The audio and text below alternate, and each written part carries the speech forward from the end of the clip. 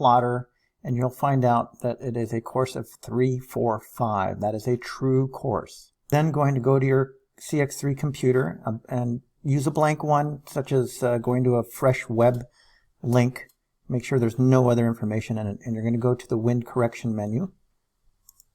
And we're going to enter here our course of 345, punch it in.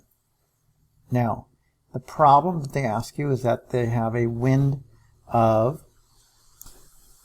they give you a wind of 340 at 10 knots.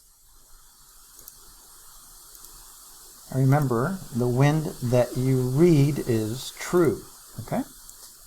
We are then given that we are flying along at 90 knots. All right? So now we have our ground speed. We're going to go hit back, and now we will figure out our compass heading. So we have our true heading, and then we go to the chart, and we see, when you go to the chart for the isogonic line, which will be right here, it's 15 degrees east. East is least, so we are going to subtract 15.